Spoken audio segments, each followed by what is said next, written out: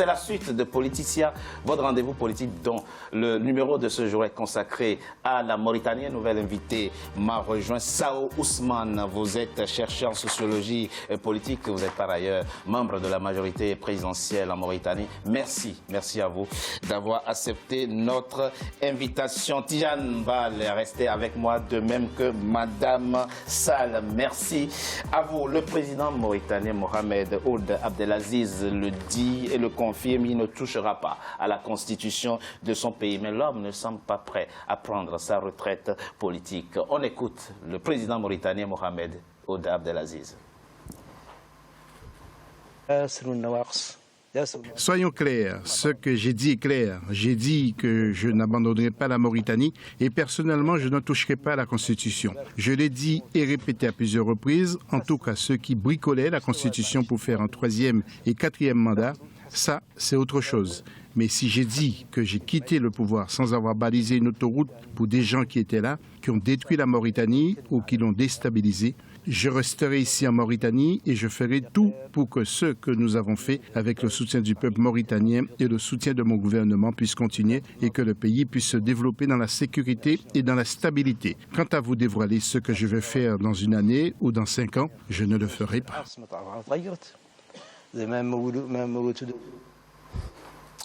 Sao Ousmane, que veut dire le président mauritanien quand il dit « je ferai tout pour que ce que nous avons construit ne soit pas détruit ». Oui, bonjour tout d'abord. Donc le président de la République islamique de Mauritanie a été un peu clair sur ça, en disant à la télé qu'il ne se présentera pas. D'accord, on a bien là, on est d'accord là-dessus. On est d'accord là-dessus. Et deuxièmement, en 2019, il ne sera pas candidat. Oui. Il ne sera pas candidat, mais... Il exprime une forme d'engagement qui laisse en interprétation. Expliquez-nous. Oui. Je ferai tout pour que ce que nous avons commencé puisse continuer à profiter et contribuer au développement de la Mauritanie. Oui, ça veut dire qu'il veut assurer la continuité, même s'il n'est pas candidat. Donc ça veut dire, en quelque sorte, si vous regardez aussi beaucoup de présidents africains, quand ils veulent quitter le pouvoir à un moment donné, ils ont toujours des personnes avec qui ils vont laisser le pouvoir. Donc c'est dans le droit, peut-être, du président de vouloir assurer la continuité dans ce sens-là. C'est comme ça que je vois. Il veut contribuer au choix du prochain président. Au choix, peut-être, pas le choix au président du président, mais c'est peut-être de dire voilà, on a commencé, parce qu'il considère qu'il a un bilan qui est là. Comment s'imaginer son rôle? Expliquez-nous. Comment s'imaginer son rôle après son pouvoir, après la fin de son mandat? Là, je ne peux pas vous le dire, lui-même il l'a dit. Si vous écoutez bien ce qu'il a dit, ce que je vais faire dans 4 ans, 5 ans, ça je ne vous le dirai pas. À 2020, il a dit qu'il ne se présentera pas. En 2019 déjà, on est en 2019. Donc il a dit qu'il ne se présentera pas, on le prend au mot, il ne se présentera pas. Mais là, après, je ne peux pas vous dire ce qu'il faut faire après. Retenir, Madame Sall, c'est que le président se vante quand même d'un bilan qu'il juge positif. Parce que, ne l'oublions pas, en 2009, quand il prenait la Mauritanie était dans une situation difficile. C'est vrai que les problèmes ne sont pas tous réglés aujourd'hui, mais on peut quand même reconnaître que le président a des raisons d'être fier. Qu'est-ce que vous en dites? Oui, vous dites le président qui a pris le pouvoir en 2009. Moi, je dirais qu'Aziz, il est au pouvoir depuis 2005. Il est quand même le principal instigateur du coup d'État contre Maouya. Il a été co-dirigeant de ce pays avec Eli Mohamed Val. Ensuite, il a été en pilotage automatique avec Sidi Cheikh Abdallah. Et ensuite, il a fait un coup d'État quand Sidi Cheikh Abdallah a voulu l'éjecter. Donc, on peut dire que c'est pas 2009. C'est moi, je considère que depuis 2005, Aziz est au règne du pouvoir en Mauritanie. Et quand tout à l'heure on a parlé de la majorité présidentielle, je pense que mon ami Jamel a parlé de majorité, mais a fait une comparaison avec des pays comme l'Allemagne, comme la France. Mais où est-ce que vous avez vu dans un pays une Assemblée nationale voter des lois qui sont contre la Constitution et qui ne sont pas retoquées par le Conseil constitutionnel? Je vous donne un exemple. Vous avez parlé de la majorité présidentielle. Vous avez dit que la majorité présidentielle actuellement est de 109. Mais on a les 4 députés de la diaspora qui doivent être élus. Et ces 4 députés vont être élus par les députés. Donc, ça veut dire en suffrage indirect. Alors que l'article 47 de la Constitution dit que les députés de l'Assemblée nationale sont élus par un suffrage direct. Et cette loi électorale, elle n'a pas été retoquée par le Conseil constitutionnel. Donc, on nage dans l'illégalité totale. Et on est dans un pays où justement tout se fait comme ça. Mais le président dit, nous avons construit des choses que nous devons entretenir. Vous reconnaissez... Il a construit des routes, il a construit un aéroport, il a construit quoi? Pardon? Il a construit des routes qui, 2 mois ou 3 mois... Le pont de Rosso, 87 millions d'euros. Il est construit? Ben, il est en construction. Ah bon, il a commencé, vous avez vu? L'aéroport Umtumsi. Oui. Vous avez vu, un aéroport Umtumsi a été effectivement construit. Quel est l'apport de cet aéroport dans la vie des Mauritaniens? Ben, ça, on le verra. Pour moi, il n'y a pas... Il ne s'est rien passé depuis 2009 en Mauritanie de positif. Non, il y a des routes construites, mais il y a quoi? Ces routes construites, allez en Mauritanie, vous avez des routes construites qui, 3 mois après, sont emportées par l'eau de la pluie. Vous avez un aéroport qui est construit pour y aller, pour aller à cet aéroport. Vous n'avez même pas de navette qui vous conduit à cet aéroport. Un aéroport qui a été construit, qui a été surdimensionné et qui ne reçoit même pas un nombre important d'avions pour rentabiliser cet aéroport.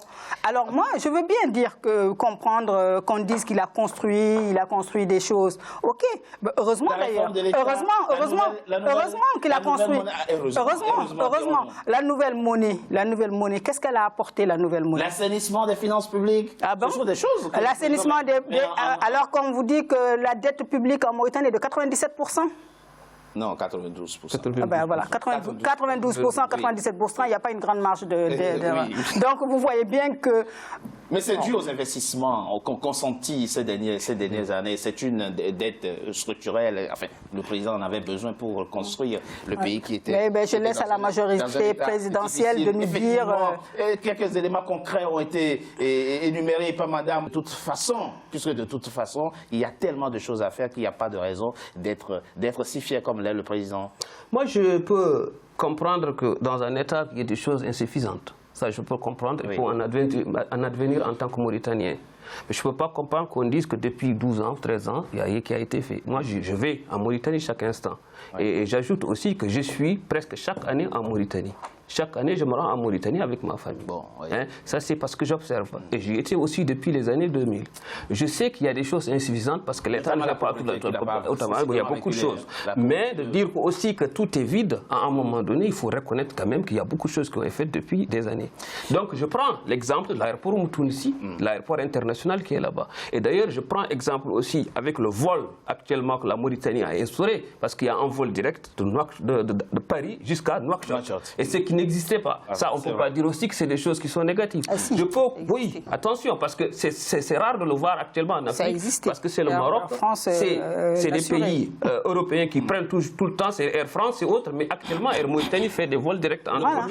C'est des choses qu'il faut souligner. Je rappelle que le principal parti d'opposition en Mauritanie a eu 14 sièges seulement. La question, c'est une fois qu'on critique le bilan du président sortant, se pose la double question pour l'opposition de l'offre politique et de la stratégie pour avoir l'alternance. La question, c'est aujourd'hui, en termes d'offre politique, qu'avons-nous aujourd'hui sur la table? Je reviens sur ce qui a été dit tout à l'heure, la notion de continuité, assurer la continuité. C'est assez surprenant comme notion. Monsieur Ball, vous voulez lui tenir rigueur de l'usage de ce terme. Si M. Ball nous dit qu'il n'est pas du Forum civil, dans ce cadre-là. Je n'ai pas encore dit ce que... Allez-y, puisque vous y tenez. Allez-y, M. Ball. Un président qui est élu et qui achève son mandat ne peut pas assurer la continuité autrement que par... Il n'y a que le peuple qui, s'il le souhaite, peut assurer la continuité en élisant un président qui s'inscrirait dans le sillage de son prédécesseur.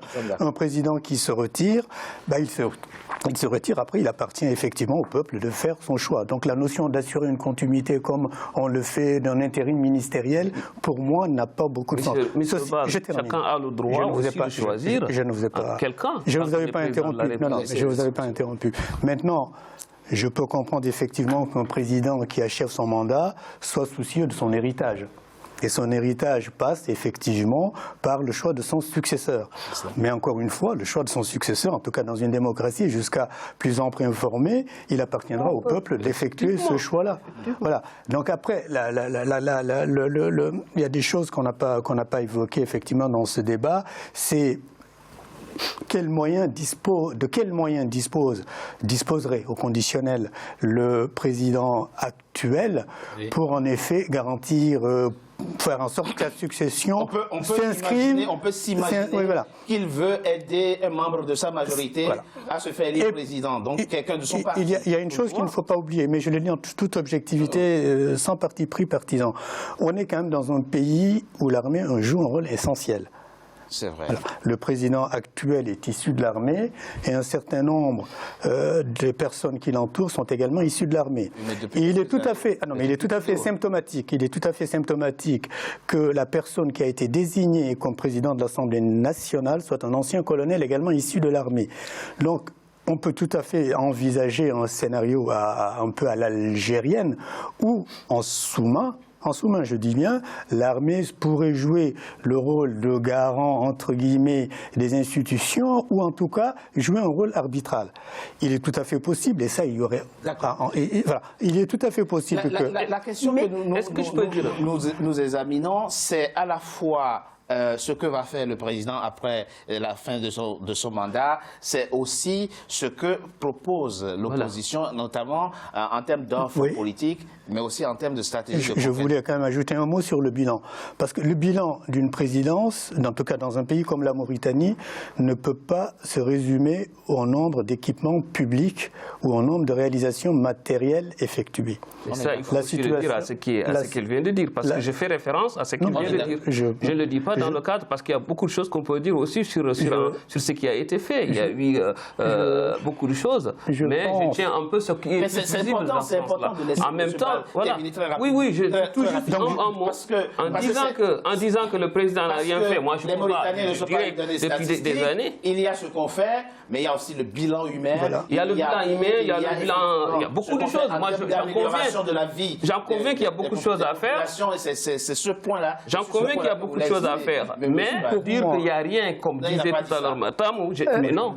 Moi, j'aimerais quand même, par rapport à tout ça, revenir un peu par rapport, comme disait M. Ball, il a parlé du passé du pays par rapport au rôle de l'armée. Mais moi, je reviens même plus, je dirais même plus, je ne parle même pas du rôle de l'armée, je parle même du rôle des députés de notre pays. Parce que on a parlé de la majorité présidentielle. L'UPR, aujourd'hui, a effectivement... L'Union pour la République, le parti. Je ne parle même pas de la majorité, je parle du parti. Parce que l'UPR, parce que nous savons qu'il y a l'UPR, on a quand même les partis satellites qui ont 20 sièges. On peut rajouter le parti VIAM qui a été intronisé, dont le président a été intronisé, premier président de l'Assemblée nationale, par la majorité présidentielle alors qu'il était un parti d'opposition. Donc vous voyez, tout ça fait qu'il y a une mouvance qui fait que, n'oublions pas, que pour la dissolution, quand Aziz a voulu dissoudre le Sénat, quand il a voulu faire son référendum, c'est quand même les membres de son parti au Sénat qui ont voté non et qui ont refusé. Donc cela veut dire, voilà, cela veut dire, les dissensions internes dans ces dissensions politiques. On a vu que cette Assemblée nationale a été à un moment donné instrumentalisée par Aziz à l'époque.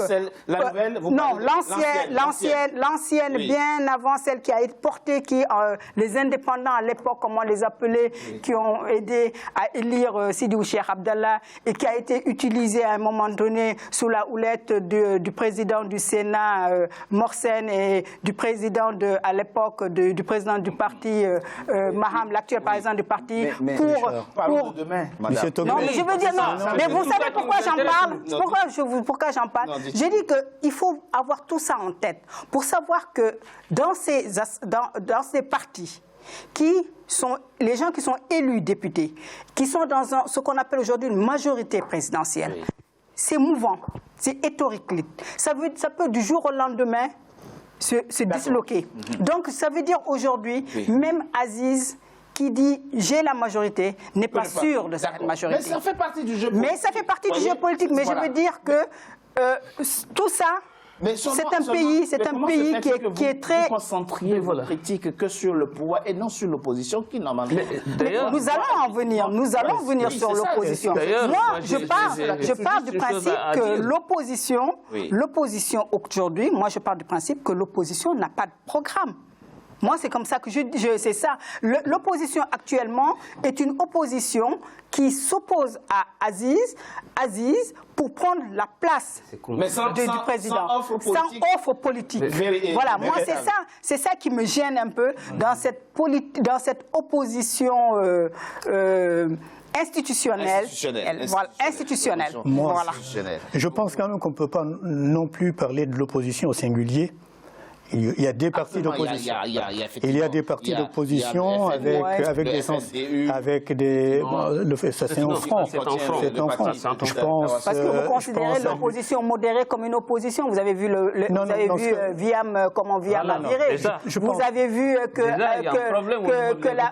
le parti d'opposition de Messaoud Bouher, quand même le président du Conseil économique et social, qui a été nommé par Aziz, pour moi, ce n'est pas déjà l'opposition. Il y a une chose que j'aimerais souligner, savoir que la Mauritanie est un pays où il y a toutes les personnes qui peuvent y être. Massoud Bouher, quoi qu'il soit de l'opposition, il a le droit de représenter quelque chose. De changer d'avis, de changer de position. C'est un pays pour tous les Mauritaniens. Moi, je le dis clairement, parce que je vais tout juste en parler, parce qu'on dit que Massoud Bouher, qui est de l'opposition, qui est aujourd'hui président du Conseil, mais il peut être de l'opposition et être président du Conseil président, parce que c'est un pays qui sont... Et Bodiel aussi peut être de l'opposition. Même si, mais il faut savoir aussi que la Mauritanie, c'est un pays... Il a changé de bord, il faut l'accepter. Attention, je ne vais pas parler en son cas, moi je parle de choses claires, parce que je le dis ouvertement, parce que depuis un moment, on ne parle que ce qui a été fait depuis 10 ans, 15 ans, 20 ans, et pour une fois, qu'on s'enregistre sur l'avenir de la Mauritanie. Mais on ne peut pas parler de l'avenir sans oublier... Personne n'a oublié le passé. Non, je ne dis pas d'oublier le passé. Je dis il faut vraiment se projeter. Parce que moi, je le dis clairement. Il y a ce qui nous instruit. Le passé nous instruit. Le passé nous instruit de ce qui se passe sur l'avenir. Je me suis présenté en tant que chercheur ici et je m'inscris sur l'évolution de la Mauritanie. Je m'inscris pour le développement de la Mauritanie. Je ne m'inscris pas à un moment donné sans pour autant oublier ce qui s'est passé. Je rebondis sur ce qui s'est passé pour bien avancer. Parce que la Mauritanie a besoin qu'on puisse vraiment penser vraiment pour le développement et pour l'avenir de la Mauritanie, parce qu'il urge d'y penser. Oui, mais vous êtes chercheur peut-être, mais vous avez aussi de la majorité présidentielle. Donc là, vous défendez quand même. Vous défendez. Oui, mais je suis porte-parole des flammes. Ça fait 25 ans ou 30 ans que les flammes ne sont pas rentrées en Mauritanie. Pourquoi ? Je me pose des questions. Mais la Mauritanie, il faut aussi, parce que ça c'est le cri du citoyen mauritanien. La Mauritanie a besoin que tous les Mauritaniens s'impliquent. La Mauritanie a besoin que tous les enfants... Il faut créer les conditions, mais les conditions ne se créent pas seules. Les conditions ne se créent jamais seules. Les conditions, il faut aussi impulser les conditions pour qu'on puisse en avoir quelque chose. Mais on ne peut pas rester à tout le temps critiquer. Moi je suis d'accord, je suis ouvert pour des critiques, mais que ces critiques soient objectives où tous les Mauritaniens pourront vraiment en profiter. Et vous pensez que c'est objectif quand on critique Est-ce que vous trouvez objectif?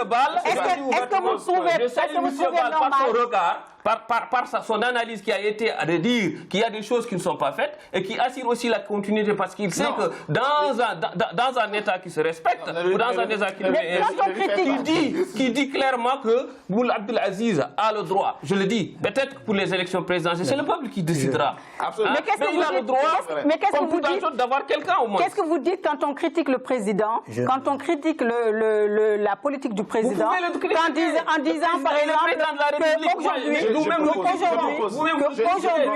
a exclu une partie de la Mauritanie par un recensement biologique qui a exclu une partie de la Mauritanie. Qu'est-ce que vous en dites? On en parle après une pause. Monsieur Ba, excusez-moi, on marque une petite pause, on revient dans quelques minutes et je vous donnerai la parole, vous me donnerez votre avis sur la question tout de suite.